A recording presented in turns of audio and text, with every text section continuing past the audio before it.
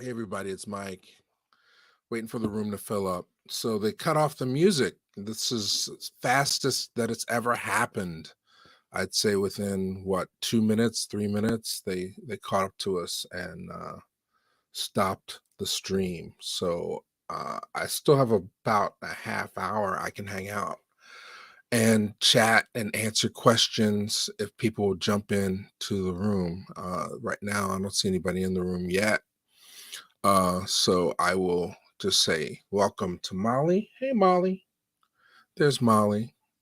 Hey, Sylvia. Sylvia's in the building, first to arrive. And Molly's here. Remixtures. Hey, Tanisha. Yeah, that was crazy. So when did it cut off? I didn't even see it. Hey, Voyeur. Hey. Hey. Okay, so it's filling up. It's only showing one person, but it's a lot of people here. So welcome, welcome, welcome, welcome, welcome. So I should have brought some show and tell. What's in here? I guess I should. What's handy? I can tell you later today. I'll probably post it around noon. If you're a Patreon subscriber, you got the link early. But there's a gentleman, Professor Lazarus, has a book, Historical Black Americans, and I just did an interview with him. So that'll go up this afternoon. Love on Reelblack 2. So please check that out. And let's see, Tiff's here, Andre, Janine. The subject matter for this is a cool little book for kids. That's like eighth, ninth graders, seventh, eighth, ninth graders, and it's little biographies on historical Black Americans, and he uses artificial intelligence to generate the images of the different people that he profiles. So it's kind of a cool book. And Professor Lazarus is a real cool guy. So check that out. But hola from Querétaro. Querétaro. Am I saying that right? Querétaro, Mexico, Mexico. Like to go there one day. It sounds pretty cool. Second or third song. Yeah, that's the fastest that's ever happened. I guess we'll have to figure out another way to hang out in the mornings than play music. Or I'll play some original content or something. But I mean, what I liked about doing it was people were commenting. They could listen to music and work and kind of check in on the chat at the same time. And it was like a nice communal thing. I don't know how. I think my voice might put people to sleep more than it would get people motivated to do their work, but yeah, this I'll have to figure out how to move over to Twitch, and we can continue Funk Friday over there probably. But it was Matt Stone with the bacon. Okay. Je suis un Américain. Si. Oui. Je t'aime, Michel. Et je habitais en Philadelphie. How's that? How's that French, Denise? Working on Amazon. The book is on Amazon, and it's by Professor Lazarus. It's the only book called Historical Black Americans, and you can get it on Kindle as well as in print.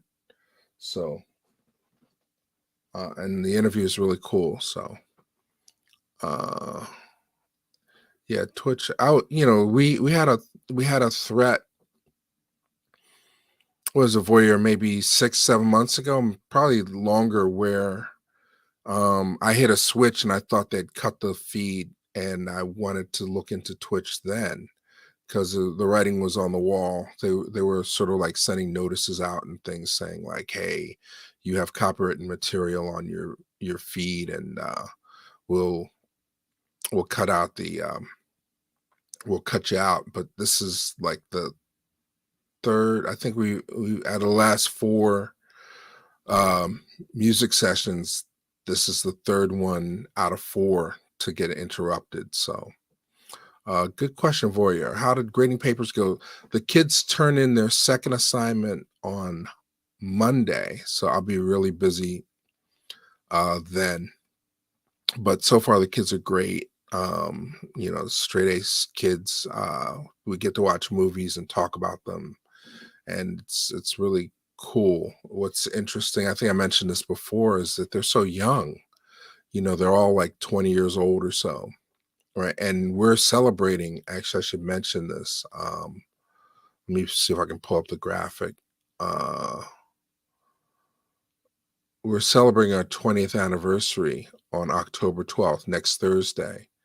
We're going to be doing Reelblack 20.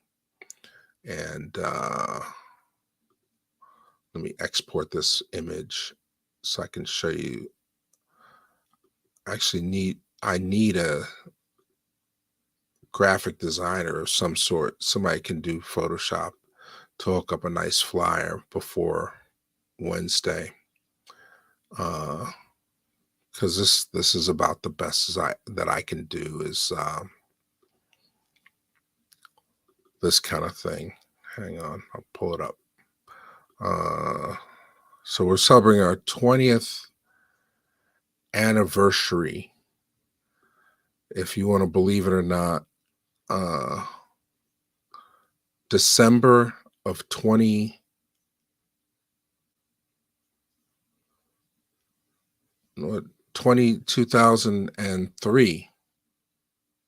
Does that make sense? Yeah, December 2003 is when I first started screening movies in Philadelphia. And the previous spring was when I first started making films in Philadelphia. So, thank you, Kat. 20 years. So yeah, so I've been screening movies as long as the kids in the class have been alive. So that's scary to me. I look like your dad. Oh God. Is that good or bad? Is that good or bad? I'll take that as a compliment, just to be fair to your dad. But yeah. So what's interesting about the class is that people are dropping off. 36 people in the room. We'll hang out for another 20 minutes or so. I wanted to hit 11:11 for sure, but so they've never been to a video store. They're for the most part, they've been to movie theaters, but for the most part, they watch movies uh, online or streaming or whatever.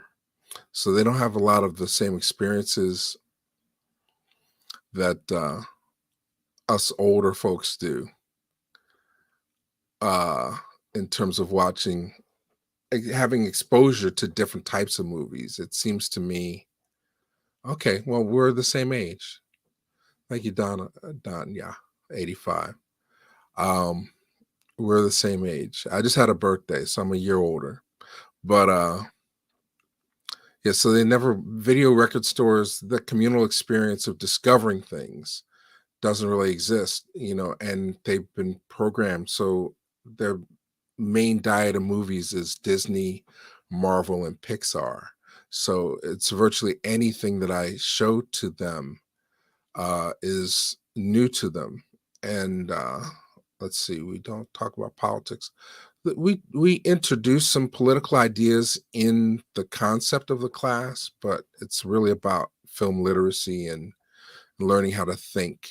So the assignments are geared towards research and understanding, and the discussions are about comprehension and understanding what the stories were about, what happened at different points in time through the history of film. Looking at cities through the history of film, and looking at the history of film and different key moments in film history. So yeah, keeping the legacy alive. Yeah. So hoodie season also. So make sure you get your hoodies. Charles, you love Charles and his analysis. I'll definitely share that with Charles. He loves to hear it. We're about to go up and do another round of something. I'm not sure what we're gonna do, but before the end of the year, I promised Charles I was gonna come up and see him. So in New York, remember 8 tracks and cassettes. Do I have an 8 track here? Oh, hang on, I can show you. Molly, take over for a second. I can show you these things. I just picked these up recently. Hopefully I didn't step away too far from the mic. I'll turn the mic up a little bit too. But this is really cool. Voyeur, you're gonna like this. Shout out to Mr. Charles Woods. All right. Molly, you're on top of this?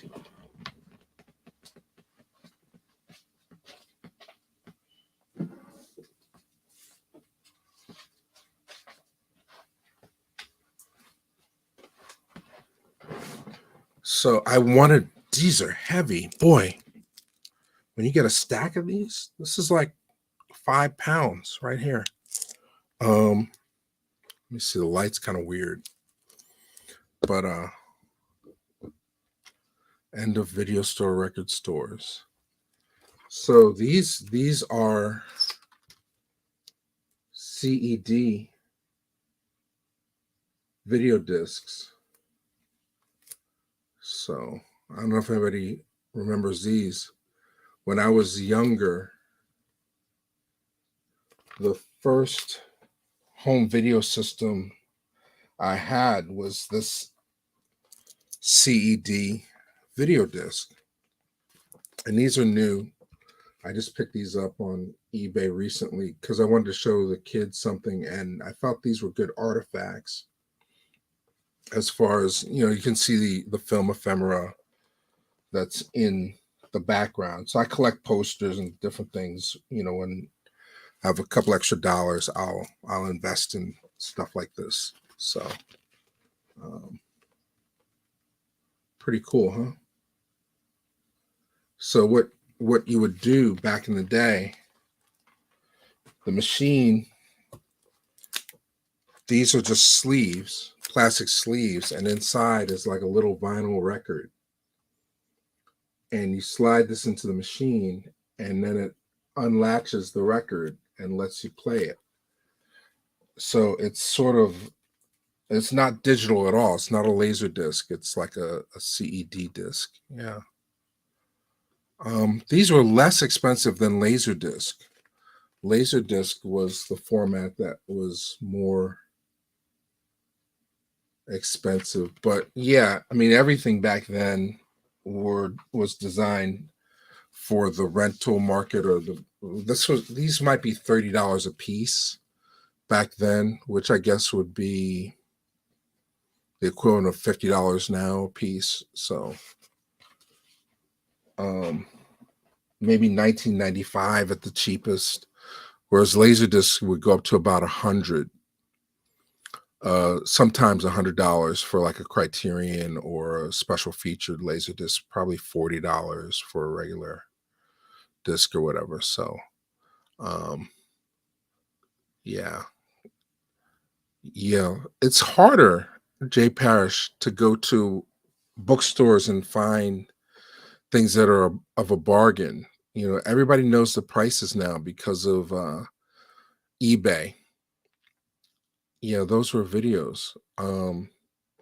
So let me see if I can show you without, like, this one I don't really care that much about. I mean, not like I have a player.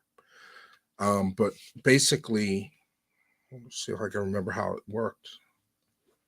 If I take a pen, I might need something bigger than a pen. No, the pen will work. I can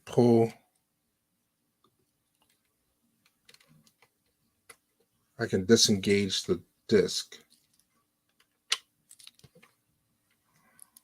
Hang on. Trying to be careful with it. Okay. I think I got it. Yeah. So you slide the disc into the machine, and inside is this vinyl record, and it plays with a needle just like a regular record would, but the grooves are really, really narrow. and it spins around and it plays pictures the same way a record would play music. So it's pretty interesting technology. Uh, Go to disc player, Arrows video. Yeah, yeah. So I won my player in a contest. I might have been the only one to enter the contest, but I when I was younger, like 12 years old or something, I would stuff the contest boxes and I won this RCA player and a movie. I forget what the movie was. I think it was The Howling. That's what it was. And or I won the Howling disc and then I saved up to get the player. That's how it worked. So and for years I had that machine, but the basement got flooded and I didn't have any discs to play, so I ended up throwing the machine away, which probably was a mistake. But when you move, you can't take everything with you. So um, now I have discs and I have nowhere to play them. But what was interesting about the CED discs, if they got dirt or scratches on them, like if they got bumped while you were playing it, you could scratch the disc and then it would leave skips. Like, so you'd watch, like, I have real strong memories, even to this day. If I watch Fast Times at Ridgemont High or Trading Places, like, there's spots on the movie that would skip, and I almost anticipate the movie's going to skip that way. So, still ordering VHS from Columbia House. I love it. Uh, let's see what else is going on here. Dairy Barn. We also had a place called Dairy Barn that you could drive through and buy groceries. We would bring back the milk bottles too. That's a good memory. Errol's was one of the first chains. Yeah, I worked at Video Library forever, probably too long, you know. Um, but I liked doing it. It was a fun job, and it was extra money. Even when I was working at the TV station, I would still come in and do days at the video store because it was just a fun thing to do. Let's see what else is going on. Cupcake Man. That's interesting. Does anybody have now, of course, I can't think of it. Charles's Chips. They still make them, but they used to deliver cookies and potato chips around the Philadelphia area, and they would advertise on the radio. Charles's Chips. Anybody got that one? Tower Records. I worked at Tower Records too. When I was in undergraduate. I worked at Tower on 66 and Broadway. It was a pretty fun job. But what else is going on in the chat? Ask me a question. What was my first job? Delivering newspapers for the Philadelphia Bulletin. I must have been 11, 12 years old, something like that. So me and my friends, we all had jobs delivering papers. And then we'd take the paper money, the money we made from selling newspapers, and go to the One Stop, which was like a candy spot. It was like a candy wholesale place. We'd ride our bike up to the candy wholesale place, and we'd get like a whole big box of Snickers or Three Musketeers or Twix bars, and then we'd buy them for like $20 or $26, something like that. Maybe it was less than that, like a case of candy. Now Later's, Lemon Heads, Swedish, well, not Swedish Fish because they came loose, but anything that was in a package. And then we take them to school the next day and we sell them during recess and make extra money on top of what we're making as the as delivery guys, paper boys. Who have you interviewed that you would like to? At this moment, it's Kenny Gamble. And I messed up because before the pandemic, I ran into him at an event and he said he would do an interview. And now, the pandemic happened. I forgot about it. I recently ran into his son. He said that Mr. Gamble would love to still do the interview, but it would have to not be in person now. He's older. COVID is a real thing. He's not trying to do in-person interviews anymore. So following up on that now, but I really would like to have a nice in-depth conversation with Kenny Gamble of Gamble and Huff before too long. So what inspired me to get into this industry? Good question. I just love movies.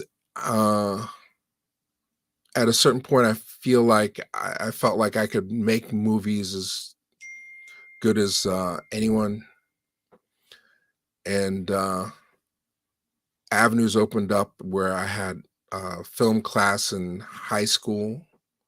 Actually, in middle school, we had a 8 millimeter. I saw Voyeur mentioned 8 millimeter film.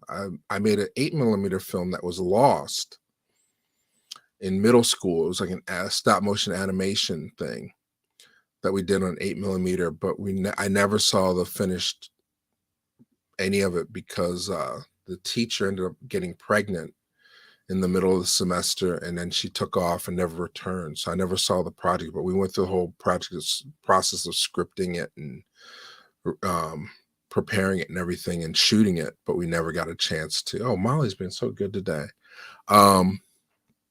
So I had exposure early on to film.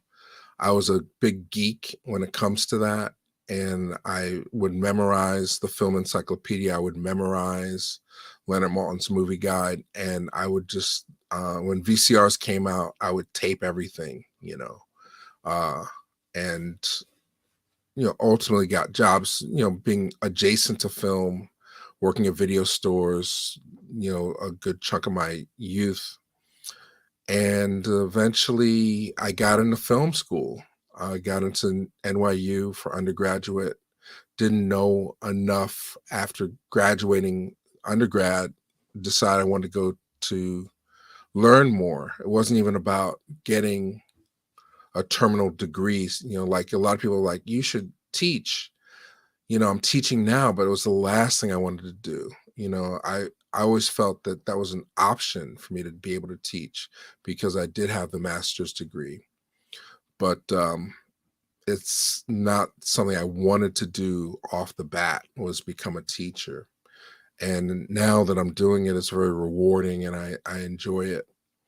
But yeah, I just probably overeducated myself on film.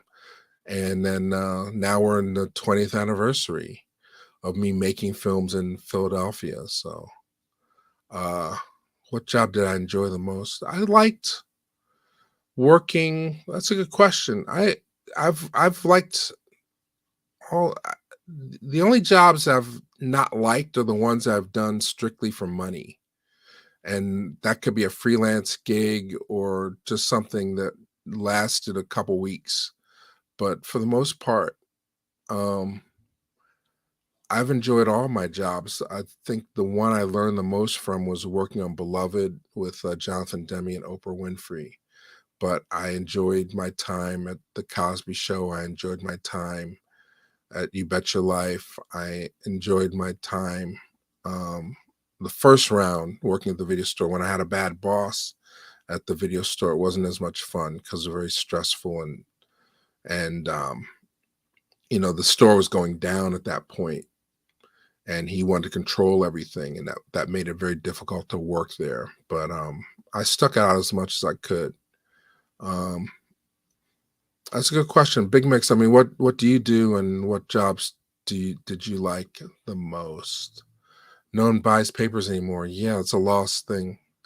But a lot of people I know, their first job was delivering papers, so or working fast food. I never worked fast food. I'm glad I didn't. I don't know if I could eat it if I had actually worked there. First Reelblack upload. I don't remember. It was probably, I could look it up, but I might throw off the screen. I can look it up on the phone.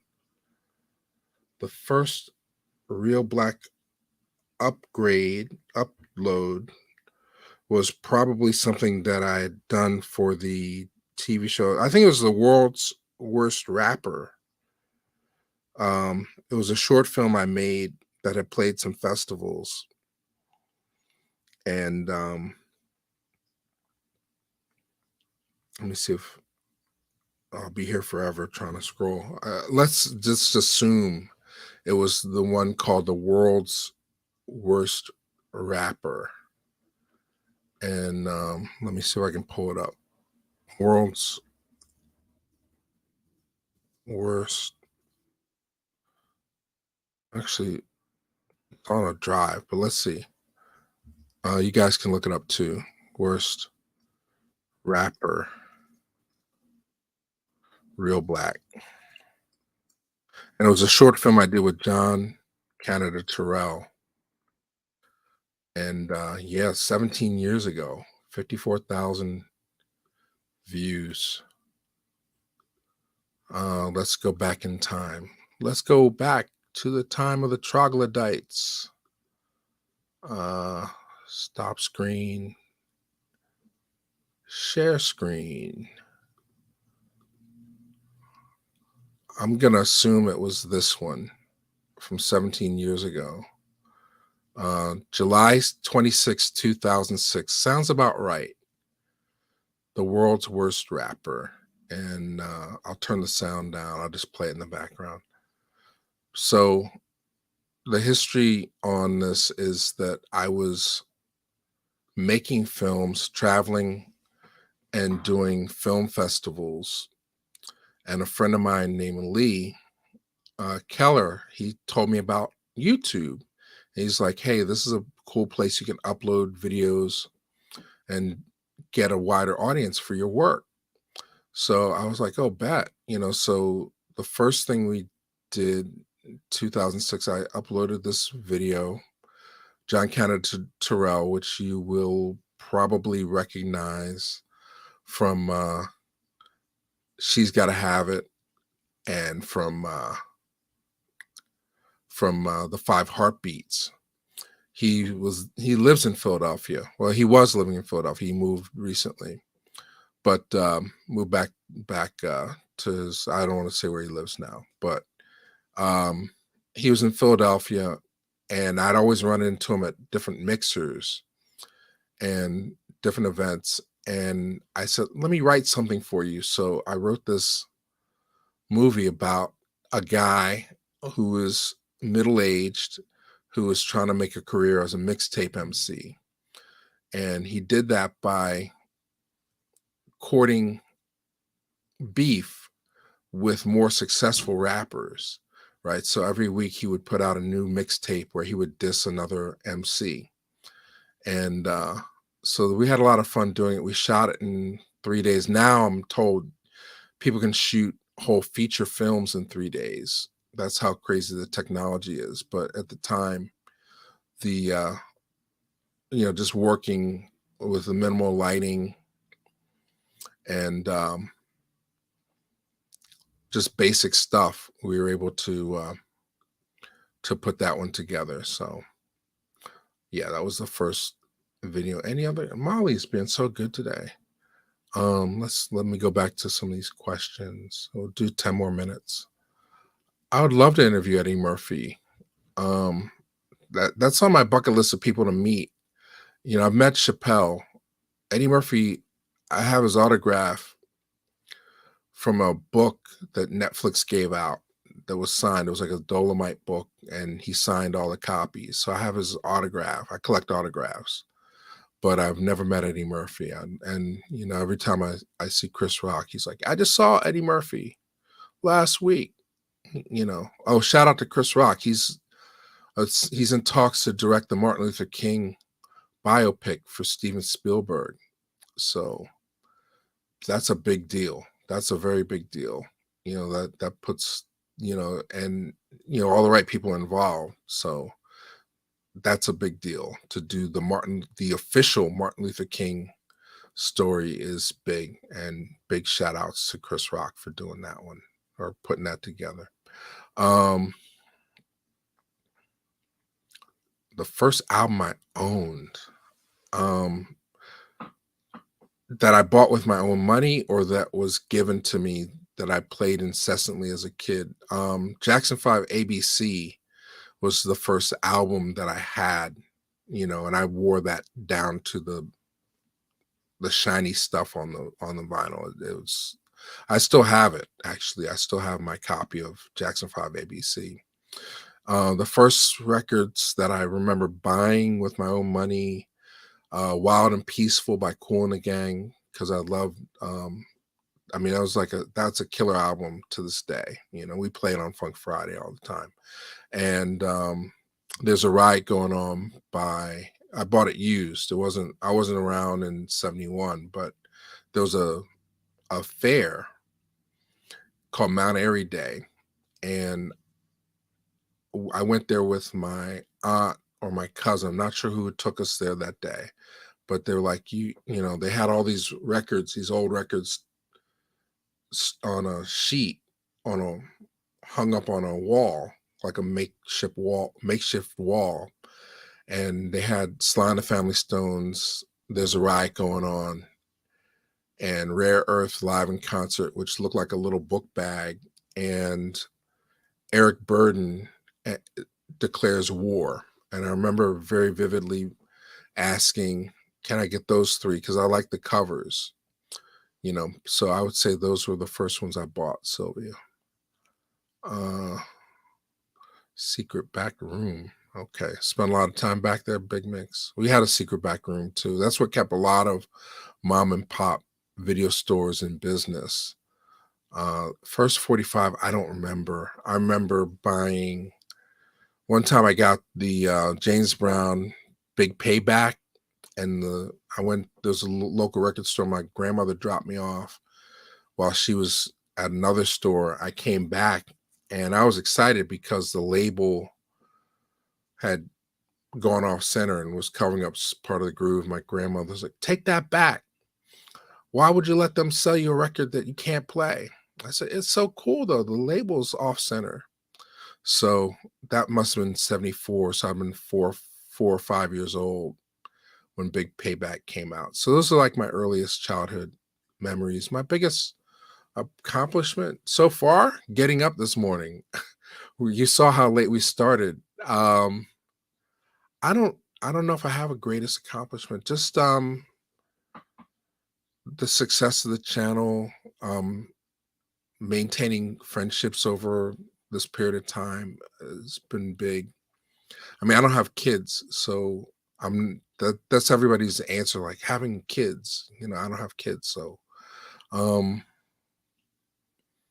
my greatest accomplishment. That's a good question. Just trying to just get up every day and be motivated at this moment is my answer, but it could change. I have to think about that one. Um, oh, hey Tiff, are we that far behind? 11:13. All right, I'm 10 minutes behind on this chat. Um,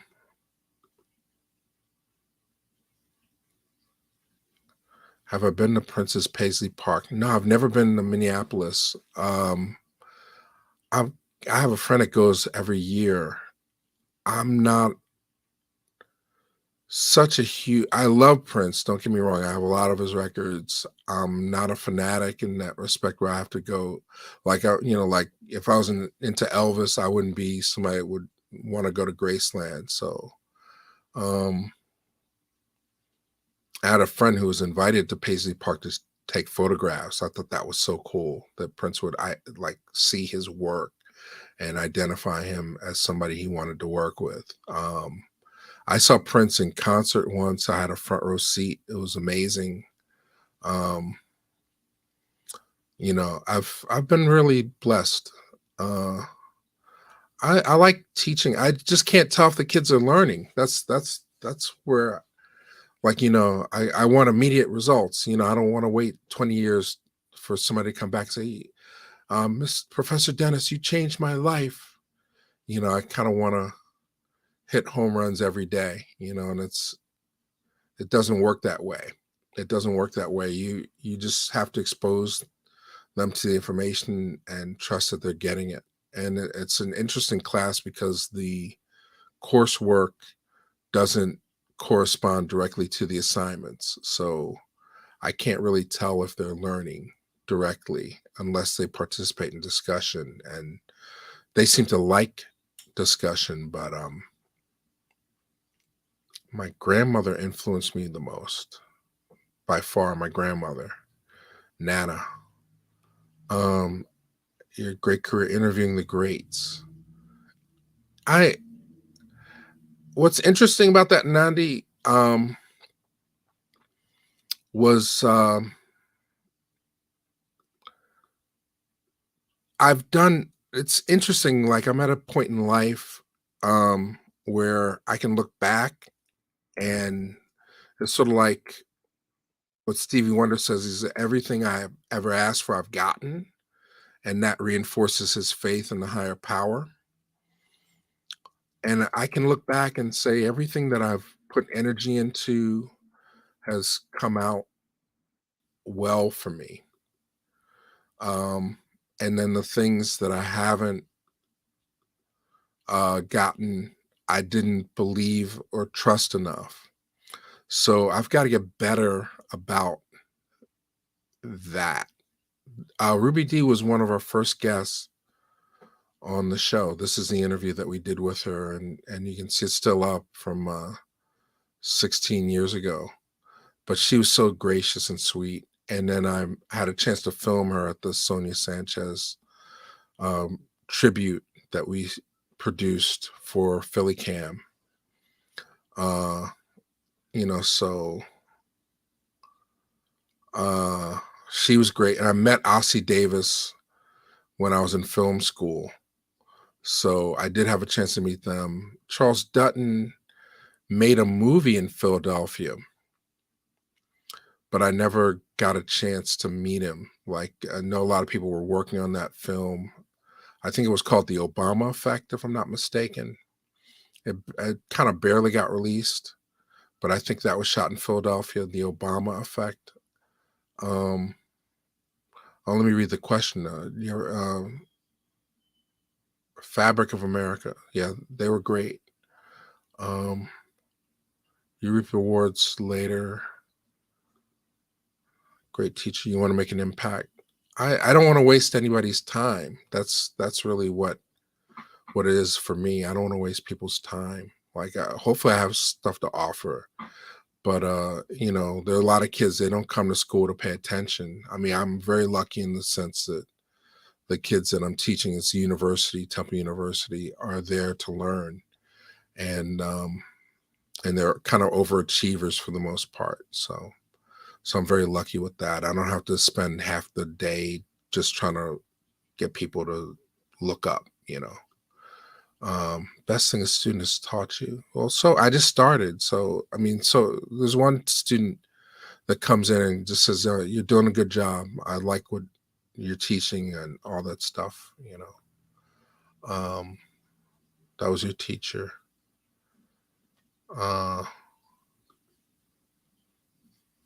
Yeah, the Obama Effect barely got released. Have you met anyone that produced any of our productions or met Teresa Graves? Was that Christy Love? Teresa Graves? It's a little before my time, Teresa Graves.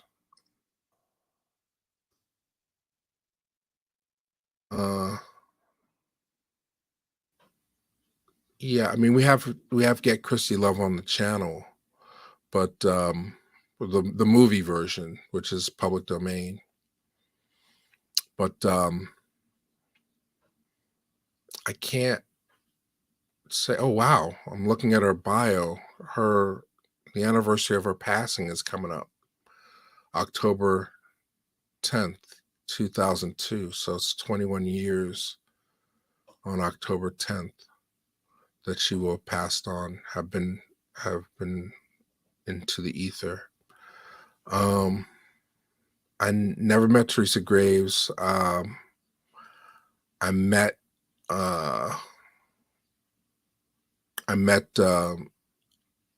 Ivan Dixon. That was a big deal for me.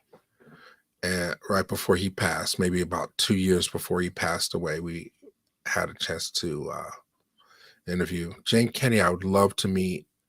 I just missed though. I spoke at a film festival, and right before my slot, they showed a short documentary on Jane Kennedy, and I was so disappointed that I hadn't checked the schedule because I would have loved to have seen it.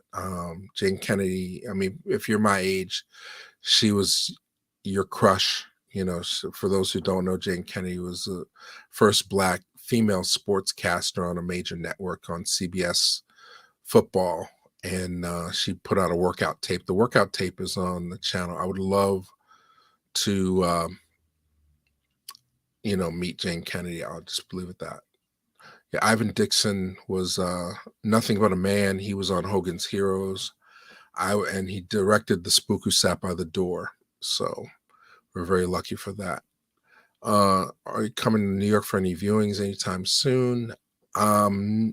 Right now, I'm over invested in this Blu-ray project, so I'm limiting my travel. But I will be in New York to hang out with Charles Woods sometime in November. So we'll probably we might do it if we can get good Wi-Fi where I typically stay. The Wi-Fi is trash, but we're gonna try and do a mini lesson for that. What was I skipped ahead? That's why I didn't see everybody's questions. Snapping on you in your interviews with him. It hurt. It hurt, and then you know, um, I saw that it was sort of a relationship people could relate to, sort of like I take it akin to Sanford and Son with Red Fox snapping on Damon Wilson, so and it turned into something like that. It was a phenomenon where a lot of people tuned in just to hear Baba Dick snap, but at the same time they didn't realize that they were learning.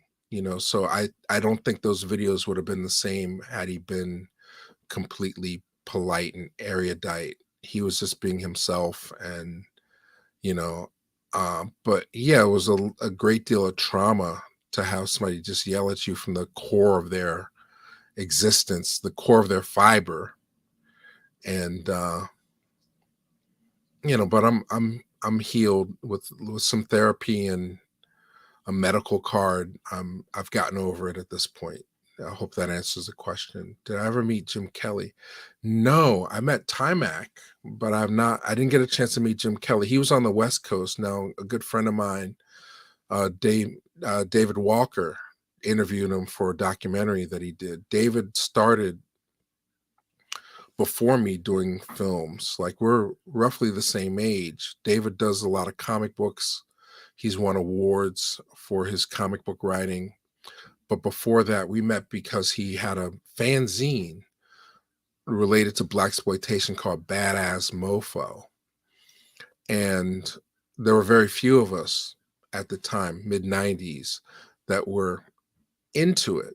So what I would do, he was in Portland, and he would go to the West Coast, and he made a film. It's on YouTube called Mac Hammered, Slaughtered, and Shafted.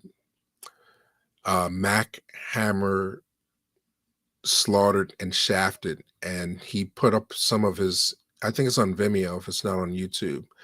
And it's definitely on Archive. But I didn't get a chance to meet Jim Kelly before he passed, but David did a fantastic interview with Jim Kelly, and he did fantastic interviews with Ron O'Neal and a few other people, but missed out on Jim Kelly. Have I interviewed Herbie Hancock or from Touch of Jazz from Uptown?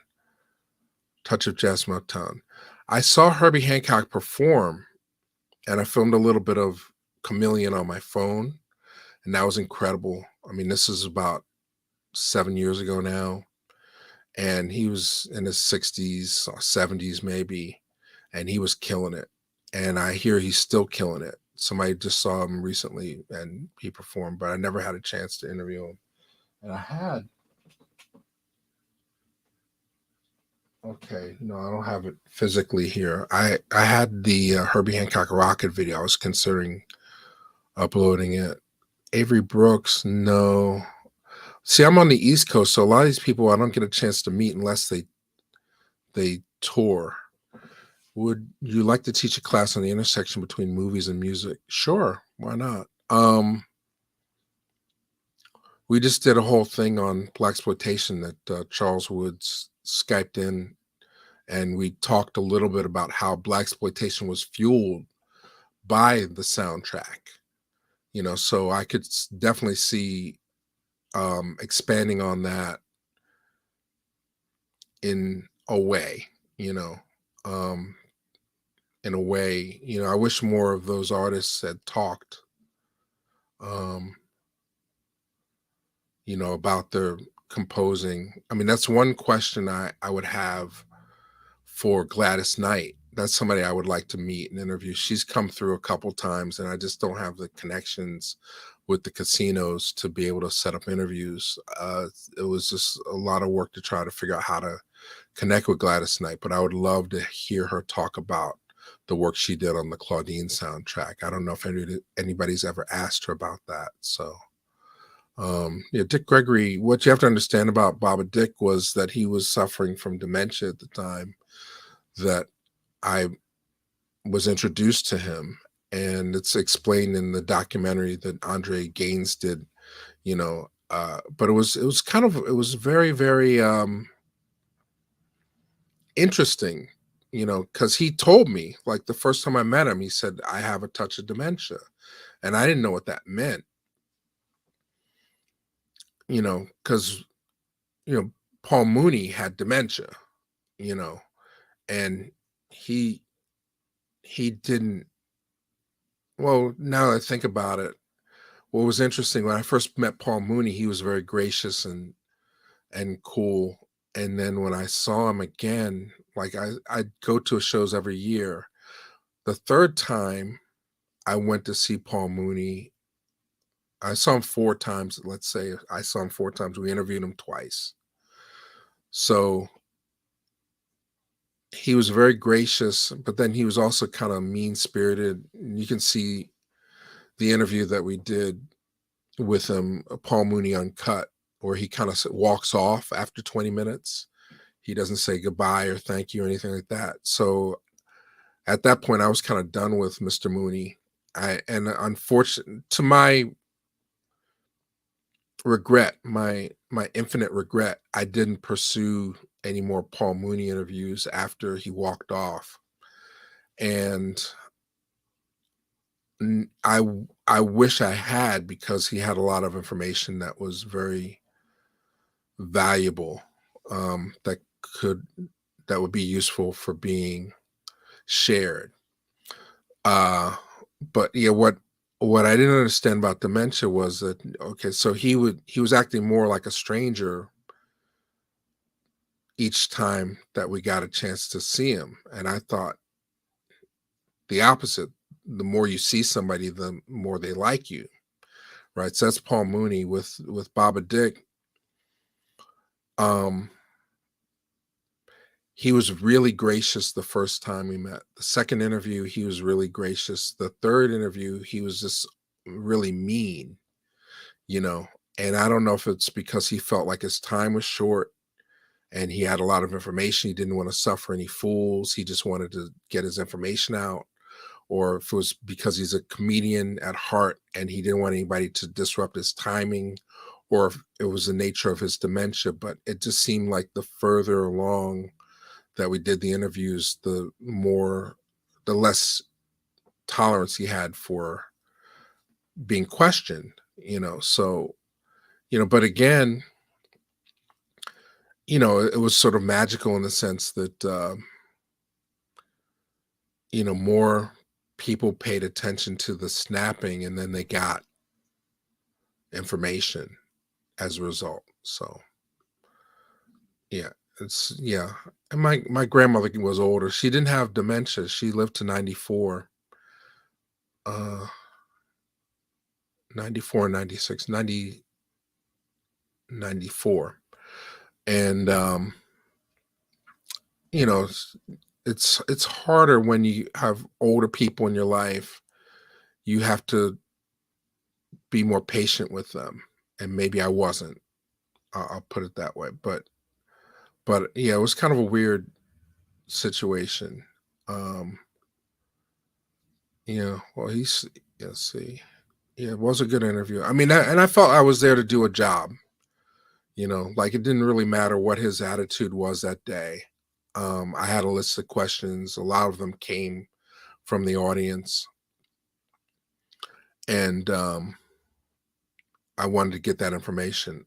Actually, I'm looking at Teresa Graves' resume, and she was in the show Turn On, which was directed by George Schlatter, who I did have a chance to interview. So there is one degree of separation between me and Teresa Graves. Um,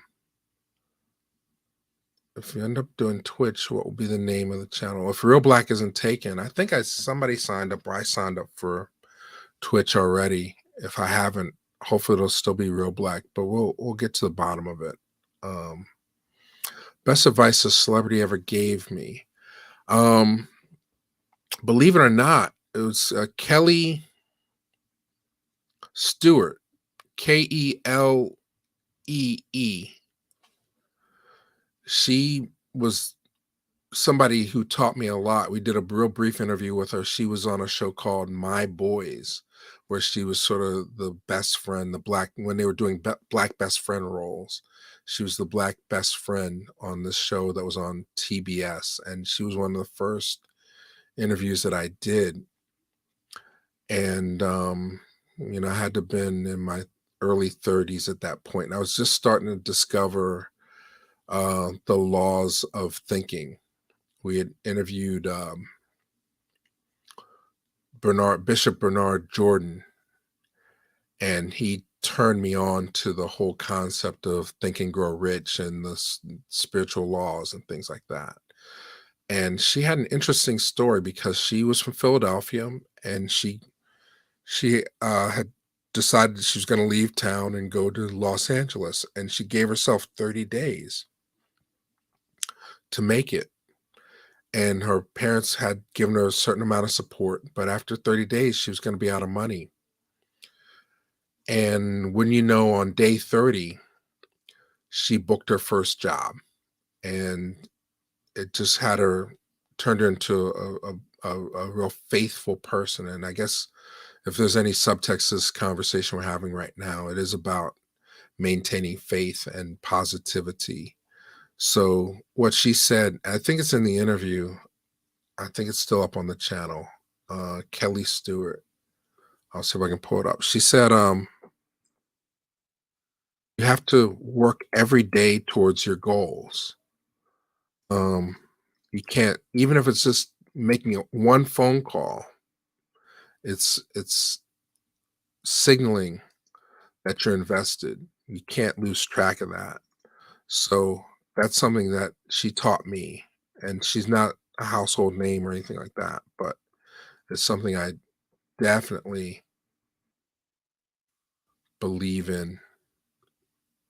This Kelly. Uh, so she, it's one of our first interviews 16 years ago. So yeah, we met in a hotel, and she just had this positive attitude. And it's something that I struggle with, just maintaining positive. I'm very cynical and skeptical sometimes. So meeting somebody like Kelly and seeing her success, and she's still working and doing stuff, um, really was an eye opener for me. But yeah, the best advice, just whatever your goal is, whatever your dream is, work at it every day. Um, make something, even if it's just making a phone call or writing one note.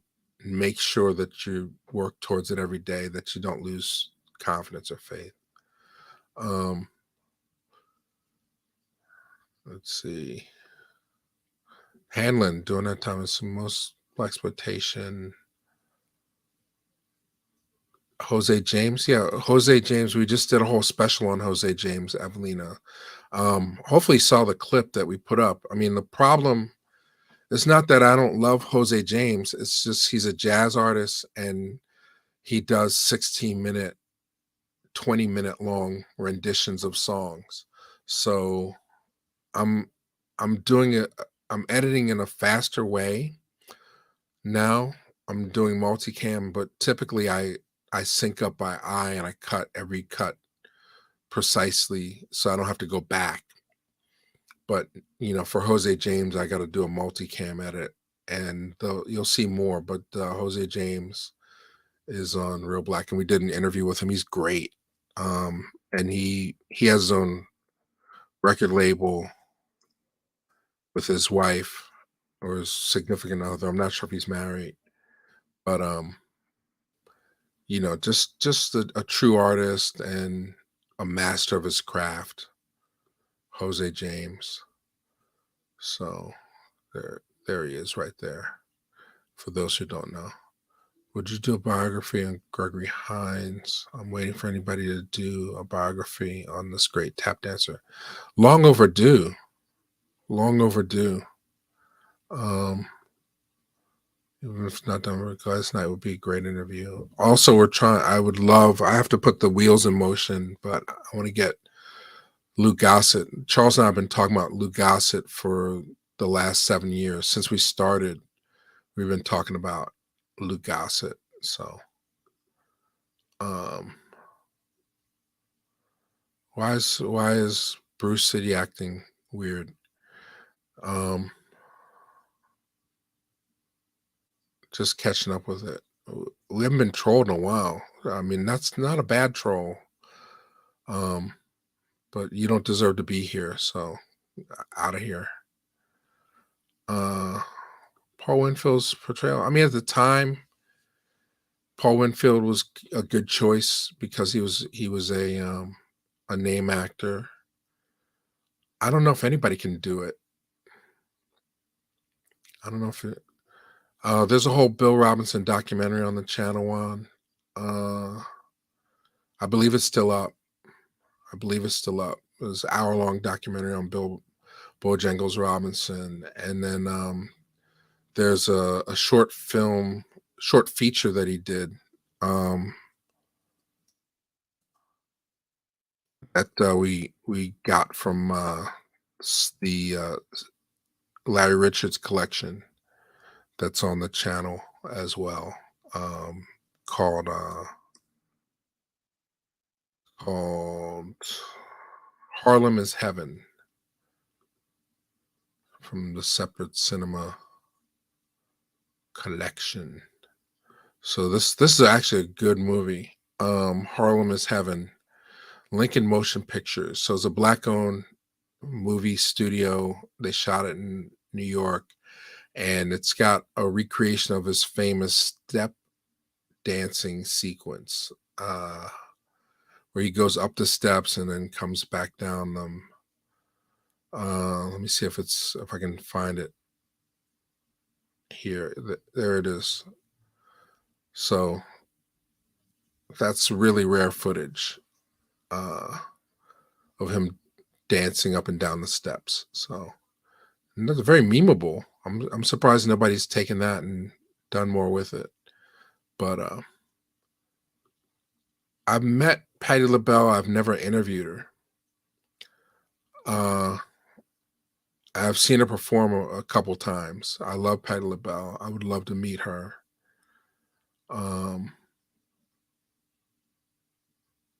Okay.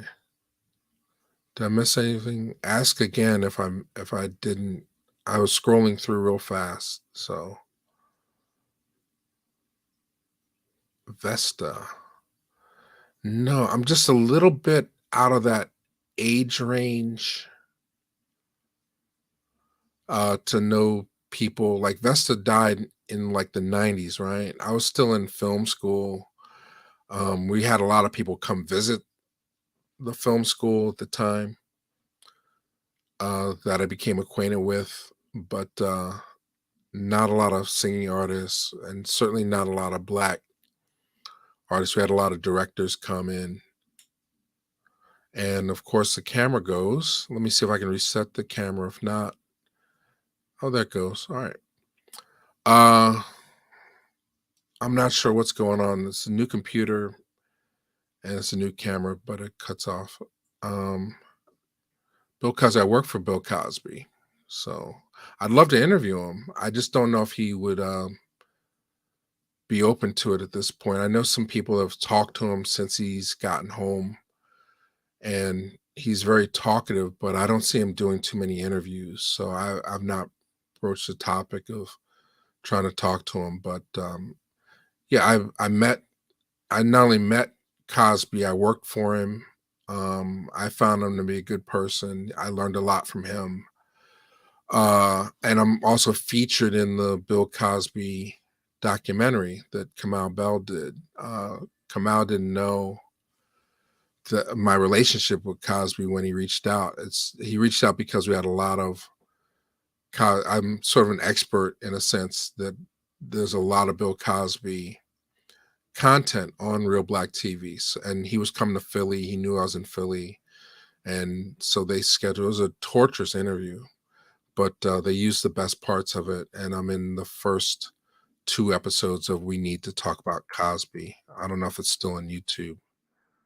Um, they may have taken it off. Uh, it was up for a while. I didn't make the trailer. I'll put it that way. But I'm all throughout the first two episodes. Yeah, it's not on YouTube anymore. Let's see. Yeah, I'm in the I didn't make a big deal about it because I felt like Kamau took a lot of heat for doing that Cosby documentary. And at the time, we were catching a lot of heat because people were pulling us, the audience was pulling the channel back and forth between what my intentions were and what they wanted it to be. And a lot of people were like mad. Before I met Kamau, I was very skeptical because I felt like this could be a hatchet piece. The only way that they could possibly do a Bill Cosby documentary is to have a black director. And I was a little skeptical about Kamau's take. Even though I'd met Kamau and interviewed him, I wasn't sure what his take was going to be on it. But when I was given the opportunity to speak in the film, I jumped at it because I felt like I could at least be there to speak towards his legacy and defend him on that level. I wasn't in the room with him. I never spent time at the Playboy Mansion or any of that stuff. But I did work for him, and I was inspired by him. And as Kamau mentions in the documentary, if you're a black man specifically of a certain age, you really look at Bill Cosby a certain way, as a father figure, as a role model, as an example. And I think that that's what I was there to represent in that film. So yeah, I mean, I'm not one to speculate on what happened or what accusations there are, and also he was when we did the interview, he had been put in jail. Now he got out because it was sort of an unjust conviction, in the sense that he should have never been put on trial for that particular charge. Right. So I wasn't there to defend him. I'm not a legal expert. I wasn't there to defend that, but it was a very awkward situation because he was in prison at the time and we weren't sure if he was ever going to see the light of day. He was basically, it was a death sentence at that point from at his age, to if he did his full time chances are he would have died in jail. So it was very difficult to speak on the topic at the time.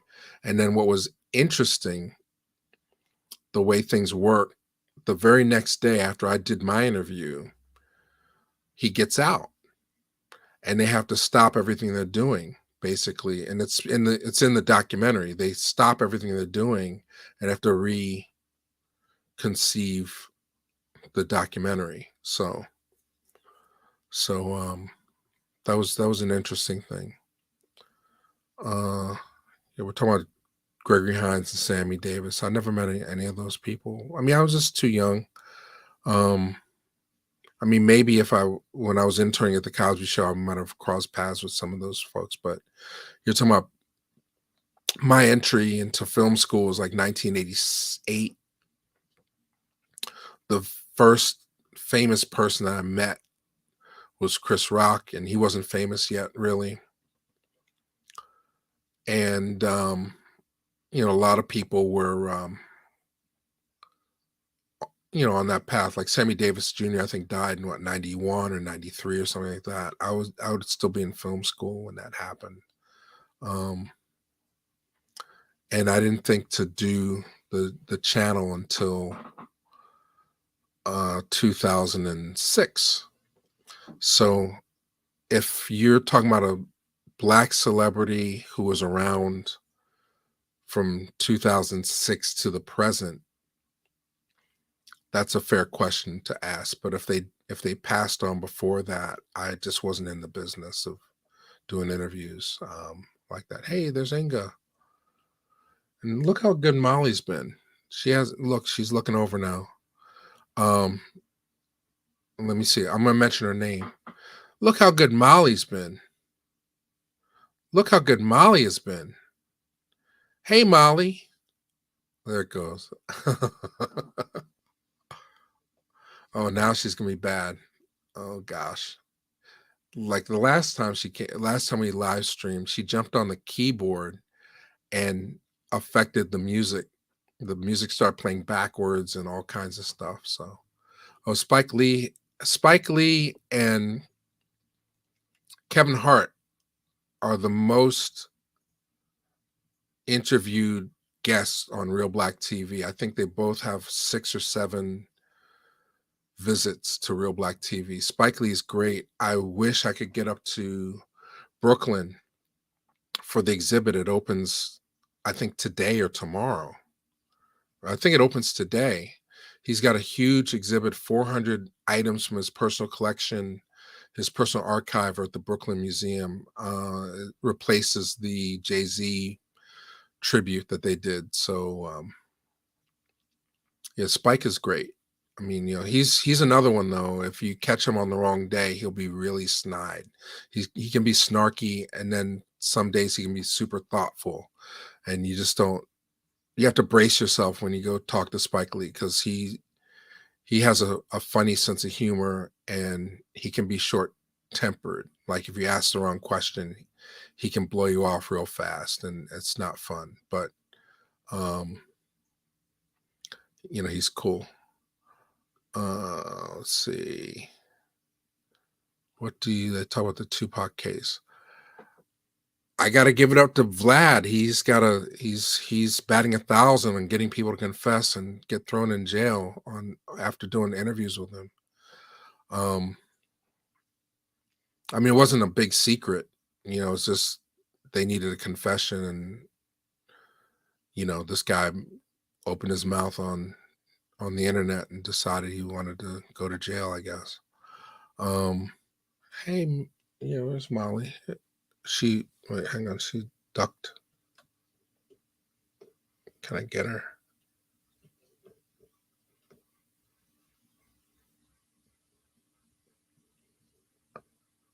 My co-pilot. Maybe she'll come. Oh, you're over this way. You have to get on this side. All right. Last batch of questions, and then I promise to go. Molly's sweet. She's been weird though lately. I'm saying it in front of you, so it's okay. You've been acting weird lately. I'm not sure what's going on. I'll give her a treat. You want a treat?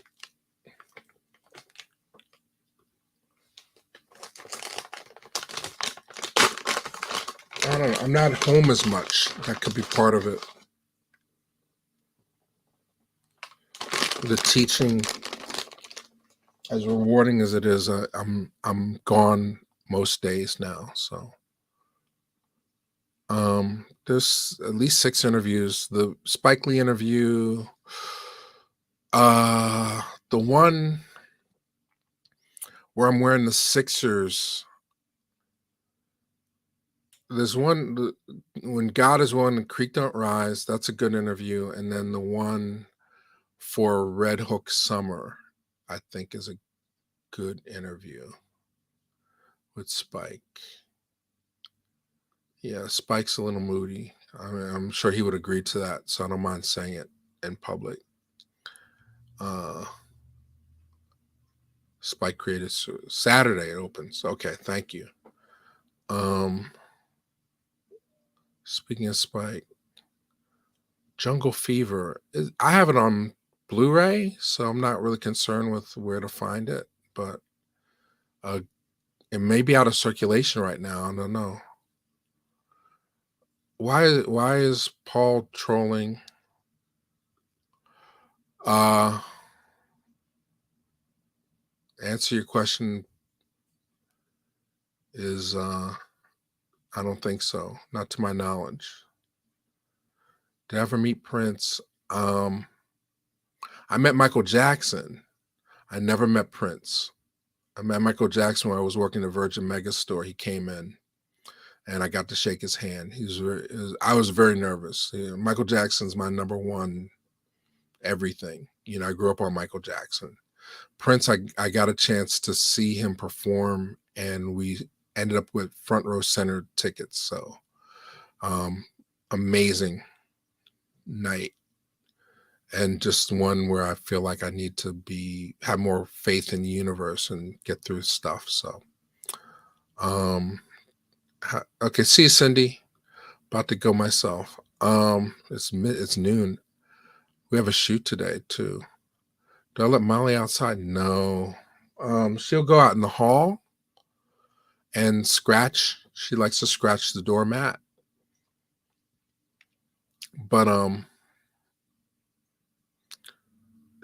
besides, one time she got lost in the hall. It's like an apartment building, and I went to take the trash out. Next thing I know, she's out crying, and I had to go up the stairs. Somebody had left the fire escape steps. She got up the stairs somehow. So I try keeping an eye on her. I think she learned her lesson. She doesn't go that far away anymore.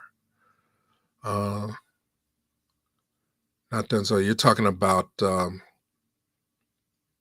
Lorenz Tate, Nandy? Is that Lorenz Tate? Oh, Grey's Anatomy and Lovejoy's. Isaiah Washington. Isaiah was around a lot when I was in Black Filmmaker Foundation. He was in a movie called Mixing Nia, and he did a lot of independent Black films. He did a movie called he did one Mixing Nia, and then he did one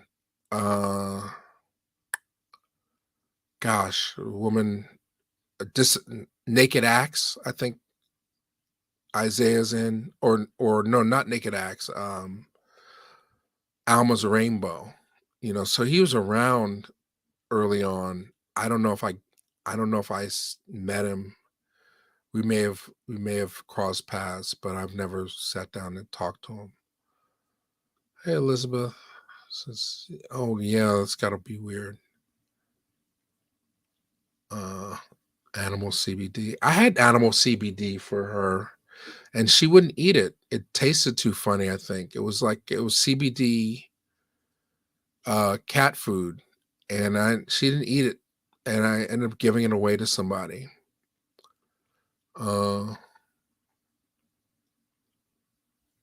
Isaiah Washington, I answer that. It was just Michael Jackson person. It was a surreal experience for me because literally nobody was in the store when he showed up, and he had the surgical mask on. I mean, he was ahead of the curve, right? And now everybody's got masks on, and he had two white guys around him holding his credit card, and he went in the store and literally spent $20,000 on movies that day, literally. And then what was funny, I got his autograph. Of course, it got lost, and the next week, Janet Jackson comes in. She spends $30,000 on laser discs. So that's the kind of store Virgin was back in the day. Uh, YouTube, the incentive isn't really there uh, to do much. They just they stop paying, so the incentive isn't there. But I have a responsibility to uphold the channel and the brand because it's the way I get to talk to you guys. So, and we're going to be doing bigger and better things in the future where I need to make sure that I'm in contact with everybody. But it's very frustrating. I guess it's just the nature of social media. Um, we have 1 million plus subscribers, but at any given time, we only have access to a couple hundred, maybe a thousand. Um, Yeah, literally $20,000 in 1995 money. So they were, and Lord knows where any of that stuff is now. You know, yeah, Janet was very sweet. I was like, she was very, very sweet. She was very sweet. Um, I've been lucky as far as celebrities go. I'm meeting them and stuff. So yeah. We're gonna have to join Twitch. That's something I'm gonna have to do in the next couple days is move it over to Twitch because if you didn't catch it earlier, we did a live stream earlier and it got cut off because I was playing music. It literally got cut off after 3 songs, and before we were getting an hour out of it. So that's why I was starting later in the day just so we could finish at the same time. I was starting later thinking that okay, we have an hour to do this and then it's going to get taken away. If we do any night episodes, they won't involve music, so I got to figure that out. But I will be back. I will be back. So yeah, Janet was super sweet. So what's the rest of your day? I'm just curious. I've an event I've got to be at, and I have a phone call in an hour I've got to prepare for. So uh Dominant Mahershala Ali, Jonathan Majors, Lakeith Stanfield, Michael B. Jordan, Jarrell Jerome, John David Washington. That's a good list. I met Lakeith. I've been in rooms with Mahershala. He's come to Black Star. The rest I've not. Oh, Idris used to be on the scene when he was DJing. He was DJing one night at the Urban World Film Festival, and he was sort of a name at the time, so that's why I remember Idris being a part of it. But I never interviewed any of those, or interviewed Lakeith, but the rest of them I've never met. I think it's good. I think it's good that there's more than one black talent that is kind of marquee. Mahershala is killing it. What does he have? Like 2 Oscars or something like that, or two? Not he won one. He's been nominated a bunch of times. He's killing it. They like whatever Mahershala does. They seem to like his brand. Lakeith is interesting because he's so esoteric. I follow him on social media. I saw today that he put out an ode, a song to his kid or something, and he's very creative. I think he goes against the system a lot. He's gotten himself in trouble on social media a few times by saying things that a corporatized entity wouldn't. Jonathan Majors got caught up the other way. I'm glad to see he's back. Michael B. Jordan, I guess, would be at the top of that as far as box office. And I like what John David Washington's doing. He's got the perfect balance of following in his father's footsteps, but being his own person. So that's what's up. Well, Big Mix, don't be negative. The whole point of what we were talking about is positivity. Um, I think what I like about YouTube, or what I liked about YouTube, is that there was a gray area. You could get around certain rules and be creative with it. And now it's a more corporatized entity, and it's not the Wild West anymore. And we're suffering as a result. But as long as we can have forums like this, I mean, I wish we could reach more people, frankly. But I like the size of the room right now because I can address everybody. And I think everybody in the room kind of knows one another in some way or another. Um, you can sleep. I have a shoot tonight. So you're gonna, and Inga's gonna chill the rest of the weekend. Yeah, I think it's gonna cool down here on the East Coast. I need to get more walking in. Uh, be yourself. Love hate relationship from Michael Jackson. How can you love it? You saw bad. I think that's on you. What would make you stop liking Michael Jackson because of bad? That's an interesting. What did Michael ever do to you to make you like stop loving him? All he wanted was love. Um, Keith is weird to me, but a great actor. He's very talented. Love him on Atlanta. MJ was brilliant. Yes. Um, there's a lot of festivals you could submit to. It just depends, like I'd want to see it. Like if you want to send it to me, I can give you a better idea because festivals cost money to enter. And just depending on what because I mean, the top of my list would be Black Star if you're just talking about black film festivals, but they're very esoteric. They tend to program a certain type of black film. And then, just depending on stars and budget, if you have any in the film or premise point, it could fit into a lot of different places. But why not just put it on YouTube and have the festivals come to you that way? That'd be my question.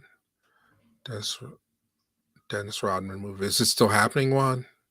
Because they tried to cancel Jonathan Majors, and now we're in the middle of a actor strike. So unless he already did it, it's they could still shelve it.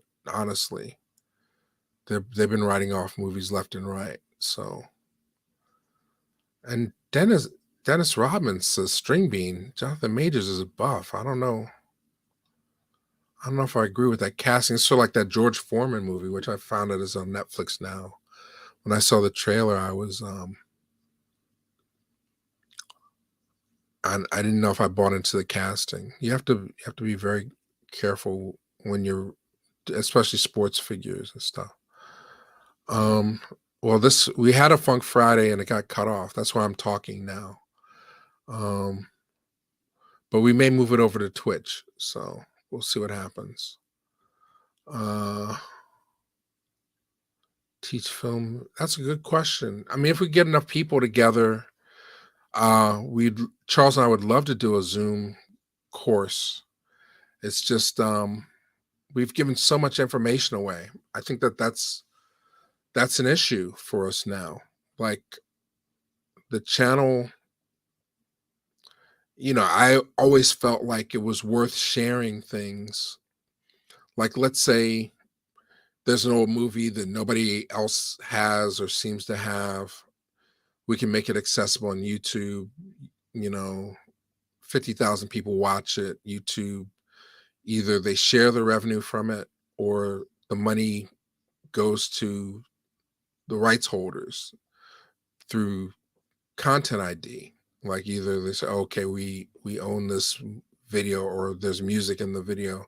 I mean, like a lot of people feel like we were getting paid a lot. Money was substantial, and it's not good. It's not a good thing not to have money coming in. But the majority of the videos that were posted on YouTube on this channel were being demonetized to begin with because of music rights, right? So, but we were sharing it because the enough money was coming in for me to reinvest in getting more stuff from different archives and eBays and places like that, rare videos that were hard to find that nobody else would have available. We could put them up and relate them to Black culture, right? So that was my job for about 4 years, was like doing research and sharing things on YouTube. Um, what that did though, when during the pandemic, we grew so huge, we basically conditioned the audience to want everything for free. And that's not exclusive to YouTube. We do that with all social media. Very few people want to pay for anything, right? So the question is, will I teach film one day via Zoom? The answer is, if we can get enough people that are willing to pay, then we could put a class together and share even more information. But I feel like with the mini lectures that Charles did that are still available on YouTube, and Charles has over 1 million views on them, we did a lot of work, yeoman's work, to get that information out there. So um, laws of exchange, well, they just changed the rules. That's basically what happened. It wasn't the Wild West anymore. They changed the rules on us, and what's frustrating is they still benefit.